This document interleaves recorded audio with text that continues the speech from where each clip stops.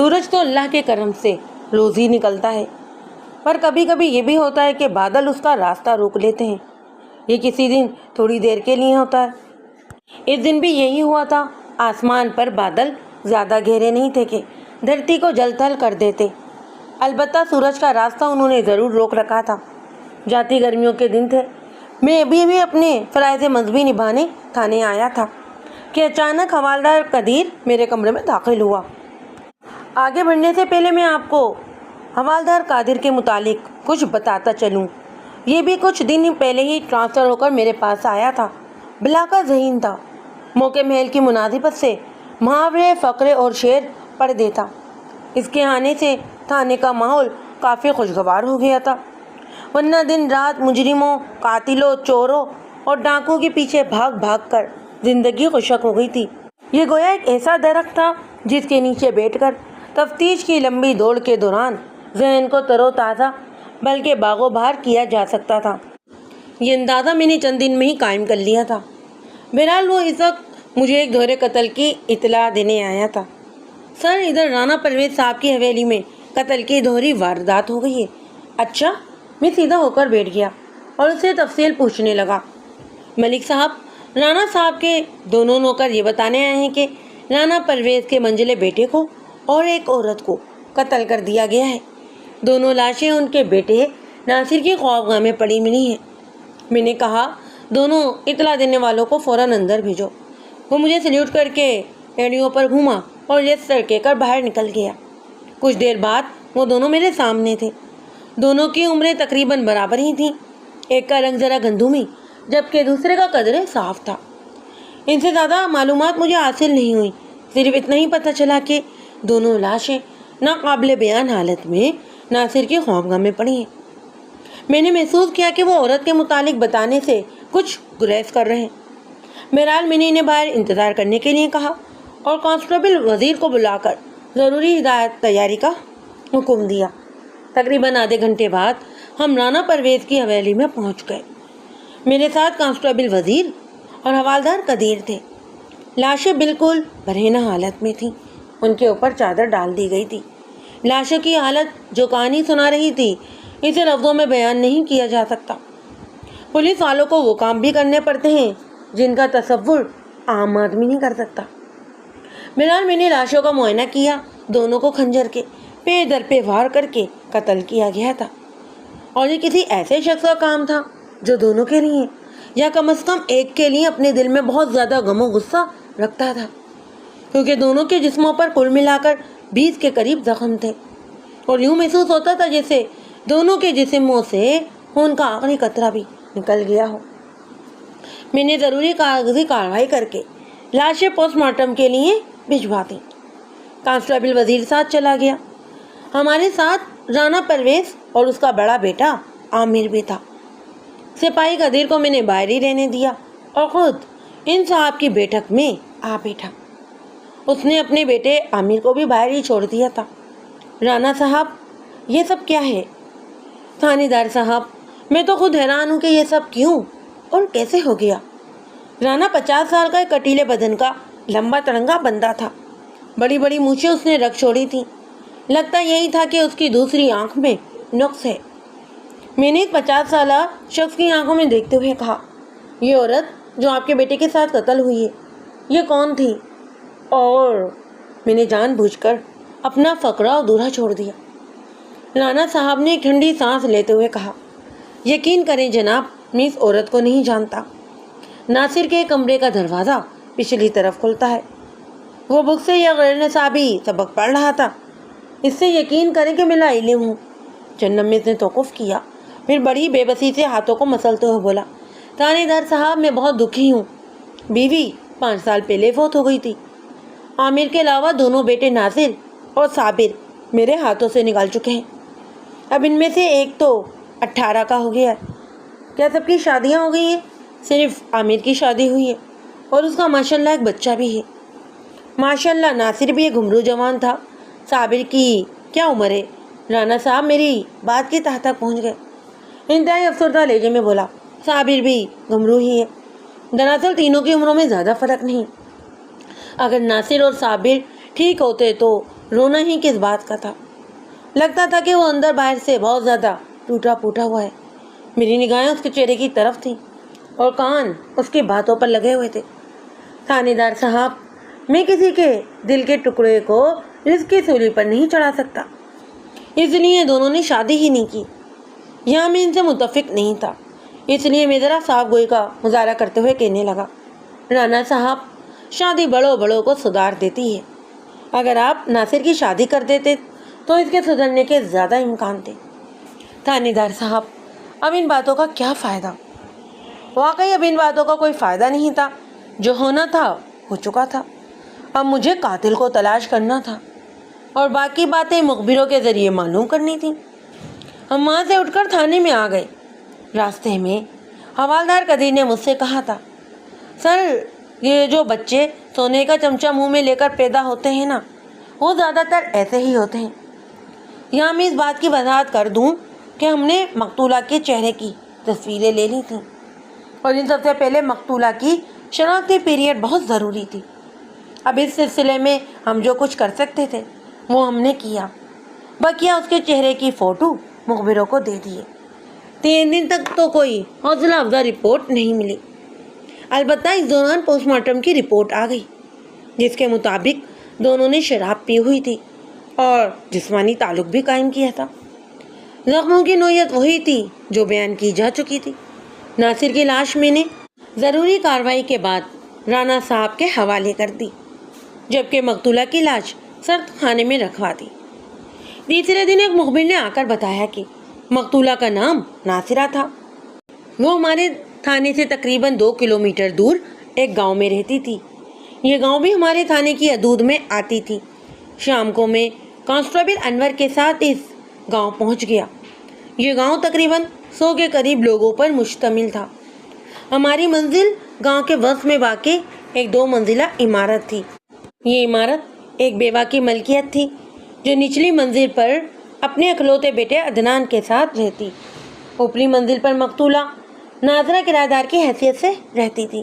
تعارف پر بیوہ کا نام صابرہ معلوم ہوا۔ یہ ایک دھان پانسی خاتون تھی۔ رنگ ذرا سانولا تھا، عمر 40 سال کے قریب ہوگی۔ یہ خاتون نظریں جھکا کر بات کرتی۔ اس نے ہمیں ایک بیٹھک نما کمرے میں بٹھایا۔ کمرے کی ہر چیز سے نفاست اور سادگی ٹپکتی تھی۔ بی بی، آپ کی کرایہ دار قتل ہو چکی ہے۔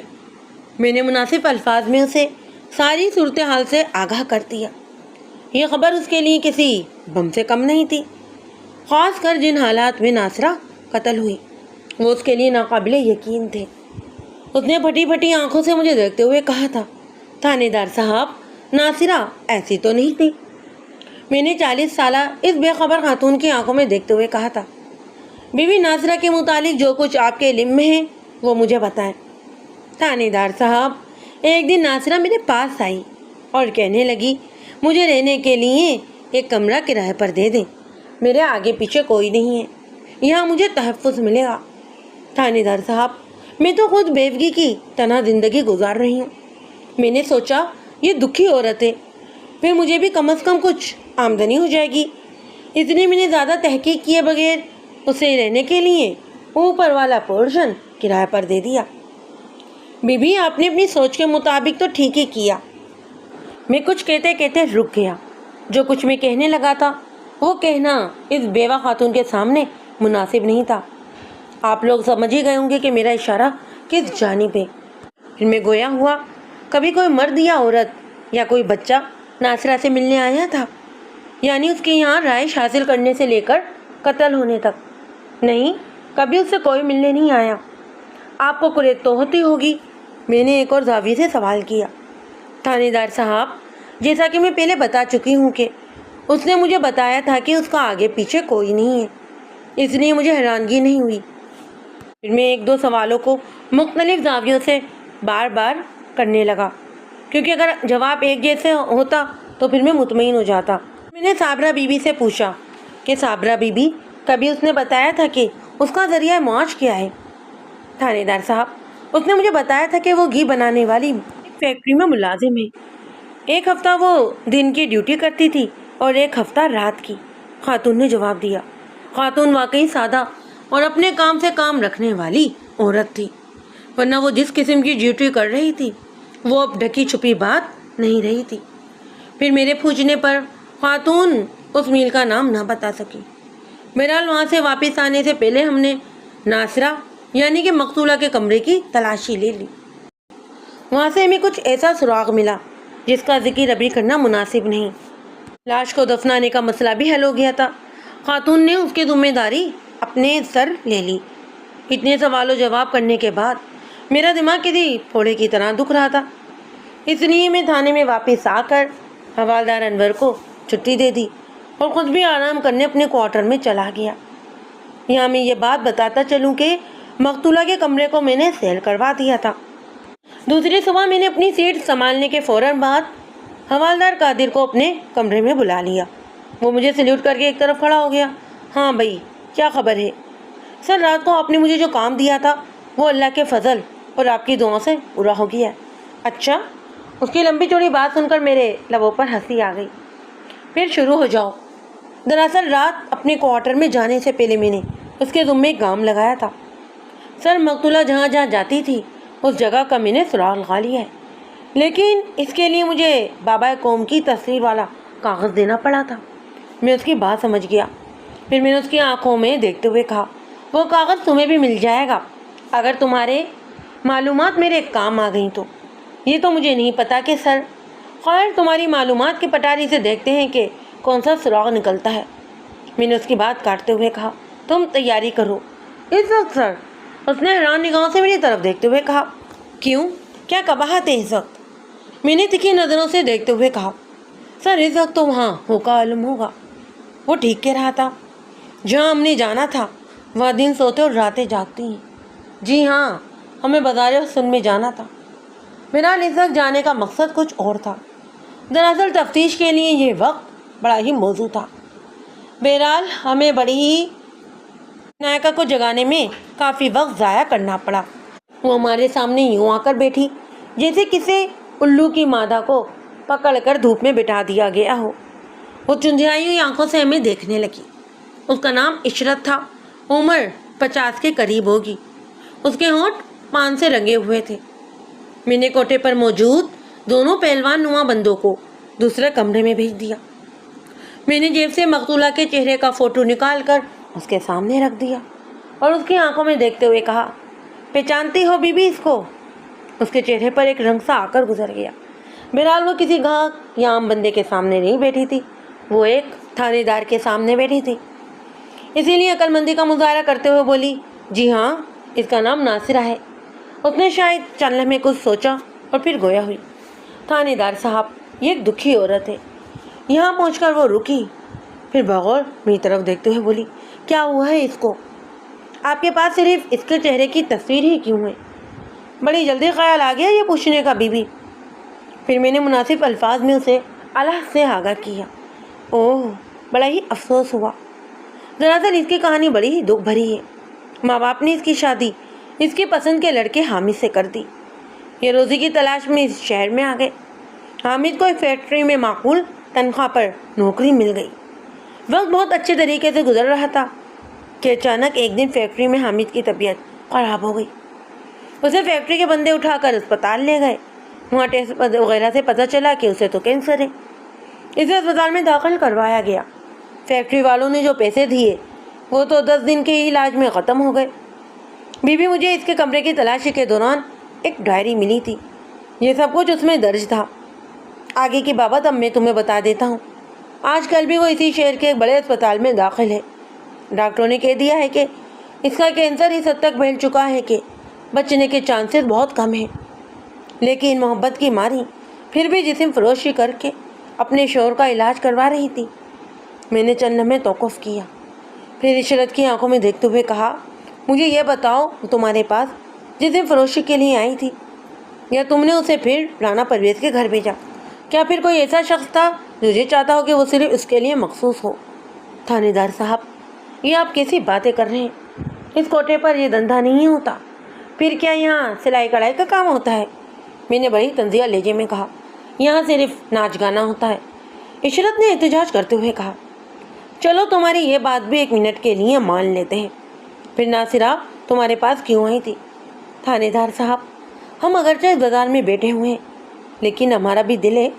آپ یقین کریں، ناصرہ نے مجھ سے التجا کی کہ اسے ناچ گانا سکھایا جائے تاکہ وہ زیادہ عرصہ دھندا نہیں کر سکے، اور میں نے اسے ایک استاد کے حوالے کر دیا اور ساپیر کو 1 گھنٹے کے لیے وہ آتی تھی۔ میں جس مقصد کے لیے آیا تھا، یعنی کسی سراغ کی تلاش میں، وہ تو ہمیں نہیں ملا۔ البتہ مقتولہ یہاں کیوں آتی تھی یہ ضرور ہمیں معلوم ہو گیا۔ اب ہمیں قاتل کو اپنی دنیا میں تلاش کرنا تھا۔ کسی قتل کا سراغ لگانے کے لیے سب سے پہلے قتل کی وجہ ضروری ہوتی ہے، لیکن اس کیس میں ہنوز دور ہے والا معاملہ مجھے تھانے کی طرف واپس لے آیا۔ تھانے کی طرف آتے ہوئے میں حوالدار قادر سے بات چیت بھی جاری رکھے ہوئے تھا۔ سر، مقتولہ تو ایک نیک مقصد کے لیے یہ برا دھندا کر رہی تھی، کیا یہ اچھا ہوتا کہ وہ کوئی اور کام کر لیتی؟ بھائی، مردوں کے اس معاشرے میں اکیلی عورت کے لیے کام کرنا بڑا ہی مشکل ہوتا ہے۔ پھر وہ اپنے خاوند کا مہنگا علاج کروا رہی تھی۔ آگے تم خود سمجھدار ہو۔ اس قسم کی باتیں کرتے ہوئے ہم تھانے میں واپس آ گئے۔ اسی شام میں نے رانا پرویز کے بیٹے عامر کو تھانے بلا لیا۔ یہ مجھے بڑا ہی سلجھا ہوا اور ذہین لگا۔ میں نے اسے عزت سے بٹھایا اور چند ادھر ادھر کی باتیں کرنے کے بعد اصل موضوع کی طرف آ گیا۔ عامر، تم اپنے گھر میں ہونے والے واقعے کے اوپر کچھ روشنی ڈال سکتے ہو؟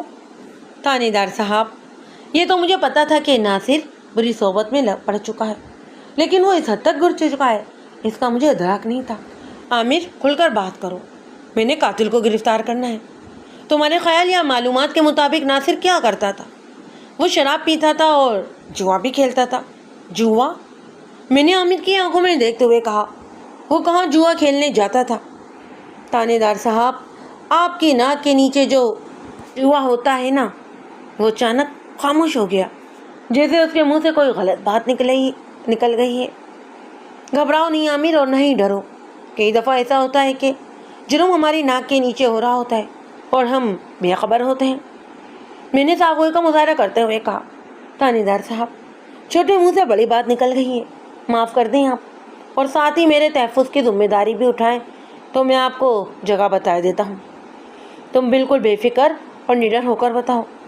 تھانے دار صاحب، ہوٹل کوہ نور کے تہ خانے میں بڑے پیمانے پر جوا ہوتا ہے، اس نے انکشاف انگیز لہجے میں کہا۔ لیکن عامر، تمہیں یہ سب کیسے پتہ چلا؟ میں نے اس کی آنکھوں میں دیکھتے ہوئے کہا۔ تھانے دار صاحب، ایک دن ناصر کسی سے بات کر رہا تھا، اس نے دیکھا نہیں کہ اوٹ میں کھڑا ہوں۔ خیر، اس بات سے انکار ممکن نہیں کہ جب کوئی بات کسی تک پہنچانی ہوتی ہے تو سبب خود بخود بن جایا کرتے ہیں۔ خیر، ہمیں اس سے بحث نہیں تھی۔ میں نے عامر سے ایک اور زاویے سے سوال کیا۔ عامر، تمہارے والد صاحب نے تمہاری تو شادی کر دی، لیکن ناصر اور صابر کے متعلق انہیں یہ خیال کیوں نہیں سوچا؟ تھانے دار صاحب، ابا یہ کہتے ہیں کہ وہ دونوں اس حد تک بگڑ چکے ہیں کہ کسی کی بیٹی کو اس آگ میں جھونک کر وہ اپنی عاقبت کو کیوں خراب کریں۔ بہرحال میں نے اس موضوع پر عامر سے بحث کو فضول سمجھتے ہوئے اسے جانے کی اجازت دے دی۔ اس کے بعد میں نے ایسائی ابرار کو اپنے کمرے میں بلا لیا۔ مجھے غصہ آ گیا تھا۔ میں نے اسے اپنی سامنے پڑی ہوئی کرسی پر بیٹھنے کا اشارہ کیا، ورنہ وہ میرے تیور دیکھ کر میرے سامنے مودب کھڑا ہو گیا تھا۔ ابرار، مجھے لگتا ہے کہ مجھے تھانے داری چھوڑ دینی چاہیے۔ مجھے غصہ بہت کم آتا تھا، لیکن جب آتا تھا تو سارا عملہ مجھ سے پناہ مانگتا۔ سر، ہوا کیا ہے؟ ابرار نے دھیمی آواز میں کہا۔ ابرار، یہ پوچھو کہ کیا نہیں ہوا؟ میں نے غصے میں اپنے اسٹرک کو ایک ہاتھ سے دوسرے ہاتھ میں منتقل کرتے ہوئے کہا۔ پھر میں نے اسے ہوٹل کوہ نور کے متعلق بتایا۔ سر، یہ تو واقعی میری کوتاہی ہے کہ میں اس بات سے بے خبر رہا ہوں۔ اب میں اس کارروائی کروں گا تو اس برائی کو جڑ سے ہی اکھاڑ پھینکوں گا۔ ایسا ہی ابرار نے غصے سے مٹھیاں بھیجتے ہوئے کہا۔ دیکھو، ہوٹل کا مالک اثر و رسوخ والا ہے، میں خود اپنی نگرانی میں چھاپا ماروں گا، تو مخبروں کے ذریعے صرف اتنا کرو کہ طریقہ کار معلوم کرو۔ یہ ٹھیک ہے سر، وہ یہ کہہ کر چلا گیا۔ واقعی یہ ہمارے لیے ڈوب مرنے کا مقام تھا کہ ہم اس بات سے بے خبر تھے۔ خیر، کبھی کبھی ایسا بھی ہوتا ہے کہ ہم بھرپور کارروائی کر کے شرمندگی کے اس داغ کو دھو دینا چاہتے تھے۔ قصہ مختصر یہ کہ 4 دن بعد ہم نے کامیاب چھاپا مار کر 30 کے قریب جواریوں کو رنگے ہاتھوں پکڑ لیا اور ہوٹل کو سیل کر دیا۔ ہوٹل کا مالک فی الحال ہمارے ہاتھ نہیں آیا۔ خیر، بکرے کی ماں کب تک خیر بنائے گی؟ یہ قصہ تو تمام ہوا۔ یعنی جوئے خانے کو ہم نے بند کروا دیا، لیکن ابھی تک دوہرے قتل کا معاملہ حل ہونا باقی تھا۔ ویسے ہمارا شک رانا پرویز اور صابر پر بھی تھا، اور یہاں سے یہ بات دلچسپی سے اب خالی نہیں ہوگی کہ صابر منزل سے غائب تھا۔ رانا صاحب نے بتایا تھا کہ وہ ہفتہ 10 دن غائب رہتا ہے۔ عجیب حالت تھے۔ رانا صاحب کے ہاتھ سے اولاد نکل چکی تھی، صرف عامر کو بھی باہر کی ہوا نہیں لگی تھی۔ ویسے یہ بات میرے لیے اطمینان کا باعث تھی کہ ایک بہت ہی بری برائی کو ہم نے جڑ سے ختم کر دیا تھا، جو ایک ایسی برائی تھی جو بہت سے جرائم کو جنم دیتی ہے۔ ہم نے رانا صاحب کو پیغام بھجوایا کہ جو ہی صابر آئے اسے تھانے میں بھیج دیں۔ ویسے تو حوالدار انور کو میں نے رانا صاحب کی خفیہ نگرانی پر معمول کر دیا تھا۔ یہ کیس ذرا لمبا ہو گیا تھا۔ ایک دن حوالدار انور نے مجھے آ کر بتایا کہ رانا پرویز بھی عیاش طبع آدمی ہے، وہ ہر روز گلبہار کے کوٹے پر جاتا ہے۔ میں نے اسی دن اسے تھانے میں بلوا لیا۔ وہ اس طرح بلائے جانے سے کافی پریشان لگتا۔ میں نے اسے بیٹھنے کا اشارہ کرتے ہوئے کہا، رانا صاحب، صابر کہاں پر ہے؟ تھانے دار صاحب، میں نے آپ کو بتایا تو تھا کہ یہ اولاد عامر کے علاوہ میرے ہاتھ سے نکل چکی ہے۔ اس نے نظریں نیچے رکھتے ہوئے کہا، رانا صاحب، لیکن آپ بھی کچھ کم نہیں ہیں۔ میں نے اس کی آنکھوں میں دیکھتے ہوئے کہا، کیا مطلب ہے تھانے دار صاحب؟ وہ اس طرح اچھلا جیسے کچھ عرصی میں کسی نے اسے ڈنک مارا ہو۔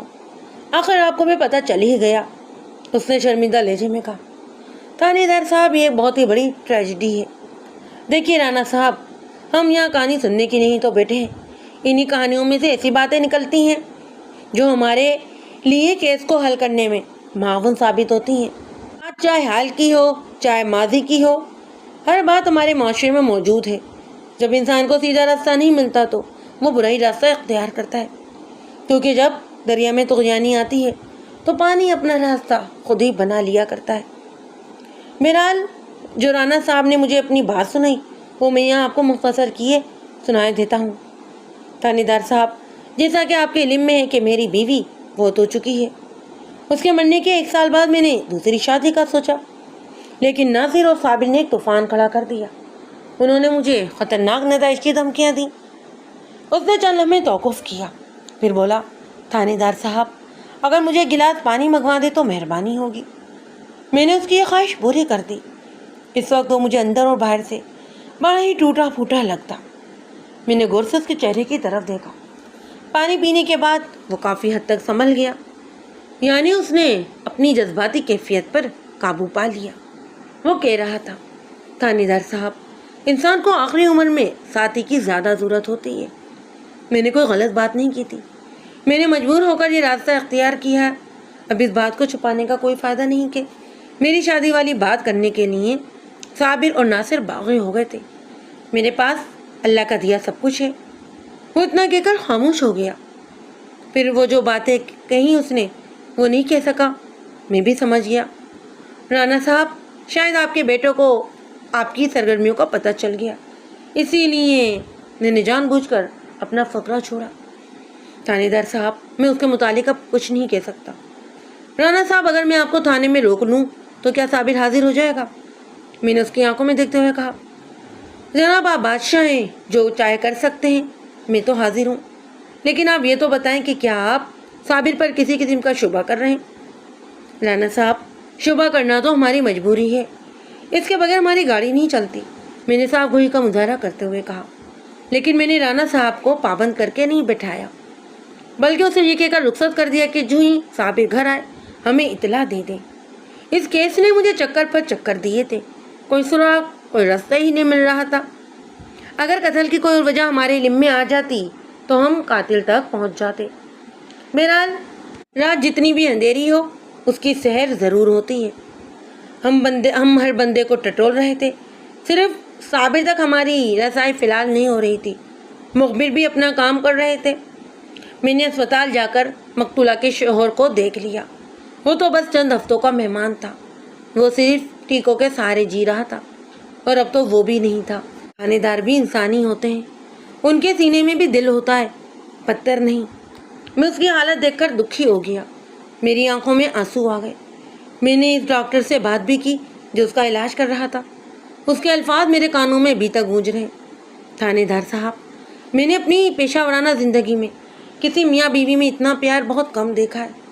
मैंने इसकी बीवी को बता दिया था कि इलाज का कोई फ़ायदा नहीं, लेकिन वो कहती थी कि मैं अपना सब कुछ बेचकर भी इसका इलाज करवाऊंगी।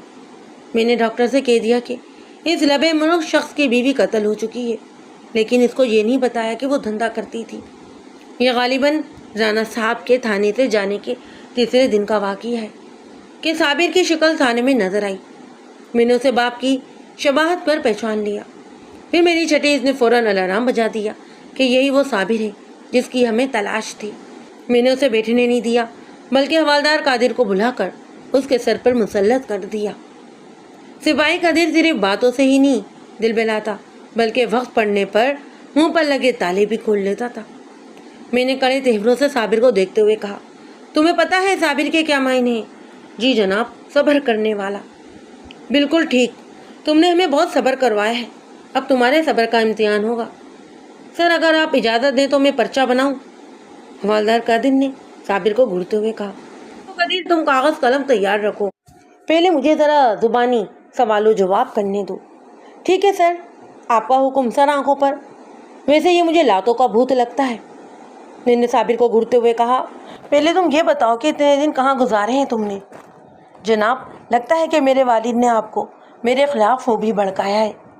साबिर ने मासूम से सूरत बनाते हुए कहा, देखो, मुझे चक्कर देने की कोशिश ना करो।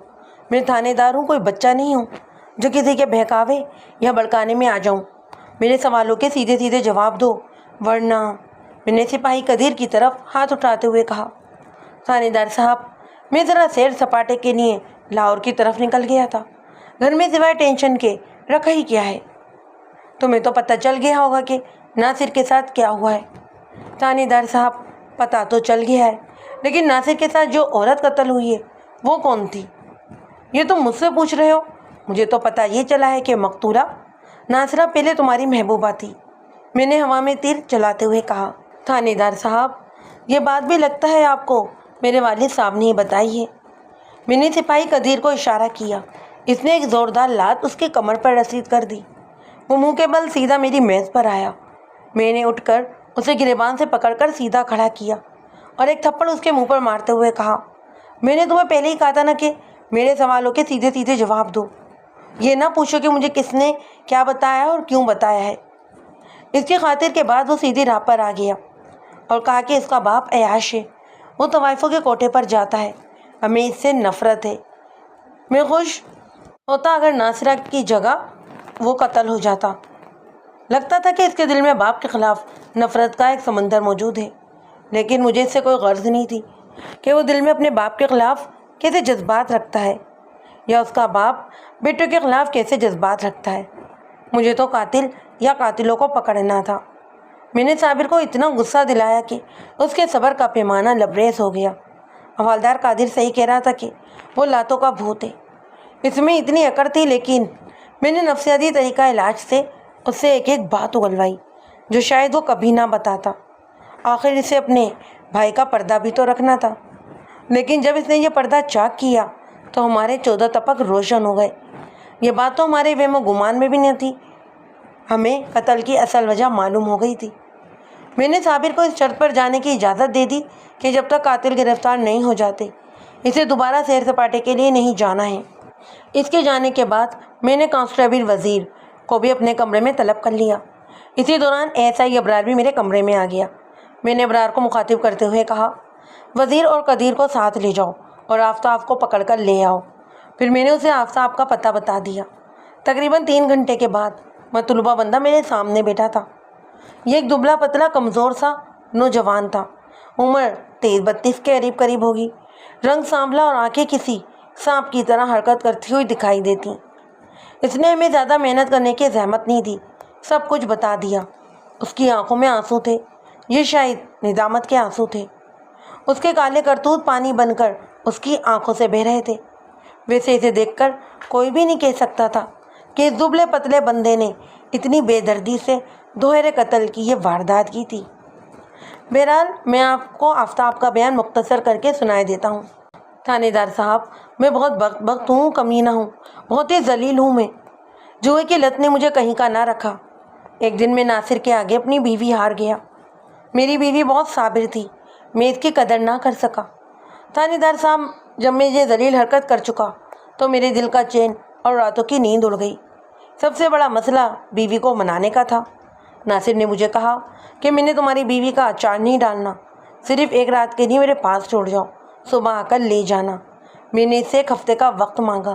اس دوران میں اپنی بیوی کو قائل کرنے میں بھی لگا رہا، لیکن تھانے دار صاحب میرا ایسا کوئی ارادہ نہیں تھا۔ البتہ میں نے بیوی کا زیور چوری چھپے باکس سے نکالا اور ناصر کے پاس پہنچ گیا۔ میں اس کے کمرے میں چلا گیا اور اس کے قدموں میں بیٹھ گیا اور زیور اس کی جھولی میں ڈالتے ہوئے کہا، ناصر بھائی یہ زیور لے لو اور مجھے بخش دو، یعنی میری بیوی کا خیال دل سے نکال دو۔ میرے اندر اتنی جرت نہیں تھی کہ میں کھل کر اس سے بات کرتا، اتنی ڈھکے چھپوں لفظوں میں اس سے بات کی۔ اس نے زیور کی پوٹلی میرے منہ پر مارتے ہوئے کہا، تمہاری بیوی زلیخا نے ایک دن مجھے جوتی دکھائی تھی، میں نے تو شکر کیا ہے کہ مجھے موقع مل رہا ہے اور میں اپنی اس بے عزتی کا بدلہ ضرور لوں گا اس سے۔ صرف 3 دن رہ گئے، 3 دن بعد زلیخا میری ہو جائے گی اور آج رات تو ناصرہ میرے پاس موجود ہے۔ تھانے دار صاحب، ناصرہ سے میری جان پہچان بھی ناصر کے ذریعے ہوئی۔ میں نے زیور کی پوٹلی جو پھینکنے سے کھل گئی تھی دوبارہ باندھی اور ایک فیصلہ کر کے وہاں سے نکل آیا۔ میرے پاس 2 خنجر ہمیشہ رہتے۔ یقین کریں مجھے اب صرف یہی ایک راستہ نظر آیا کہ میں ناصر کو دنیا کے تختے سے ہی اکھاڑ کر پھینک دوں۔ اب ناصرہ کی موت بھی آئی ہوئی تھی، اب میں کیا کر سکتا تھا؟ اس دن ناصرہ مجھے بازار میں مل گئی۔ میں نے اس کے ساتھ ہنسی مذاق کرتے ہوئے کہا، ناصرہ سنا ہے کہ آج رات تم رانا ناصر کے پاس جاؤ گی؟ کیا کروں، مجبوری ہے، خدا کسی کو مجبور نہ بنائے، وہ ایک سرد آہ بھرتے ہوئے بولی۔ میں نے اسے کچھ روپے دیتے ہوئے کہا، تم اس طرح کرنا کہ آدھی رات کے بعد پچھلے دروازے کی کھڑکی کھول دینا۔ کیوں؟ اس نے مجھے مشکوک نظروں سے دیکھتے ہوئے کہا، دراصل میرے 4000 روپے ناصر دبا کر بیٹھا ہوا ہے، میں وہ وصول کروں گا اور اس میں سے 1000 روپے تمہارے ہوں گے۔ یہ بھی میں نے ایک قسم کا جوا ہی کھیلا تھا، یہ ایک بچکانہ حرکت تھی، لیکن میرا داؤ چل گیا، ورنہ مجھے ناصر کے کمرے تک پہنچنے کے لیے نہ جانے کتنے پاپڑ بیلنے پڑتے۔ مجھے ناصر کے کمرے کا دروازہ کھلا ہوا ملا۔ جو ہی میں نے اپنے ہاتھ کا دباؤ ڈالا، دروازہ کھل گیا۔ اندر 0 کا بلب جل رہا تھا۔ وہ دونوں ہی شراب کے نشے میں دھت تھے۔ میرا کام آسان ہو گیا، کوئی بھی مزاحمت نہیں ہوئی۔ ہاں، البتہ مجھے ناصرہ کو قتل کرتے ہوئے بہت دکھ ہو رہا تھا، کیونکہ کچھ وقت میں نے بھی اس کے ساتھ گزارا تھا، مگر میں کوئی گواہ نہیں چھوڑنا چاہتا تھا۔ آفتاب نے اپنی دانش میں کوئی گواہ نہیں چھوڑا، لیکن شاید اسے پتہ نہیں تھا کہ خون اپنی گواہی دیتا ہے۔ ناصر نے اپنے بھائی صابر کو یہ بتا دیا تھا کہ آفتاب اس کے آگے اپنی بیوی ہار چکا ہے۔ آفتاب اس بات کا کوئی معقول جواب نہ دے سکا کہ اس نے ناصرہ پر اتنے زیادہ وار کیوں کیے۔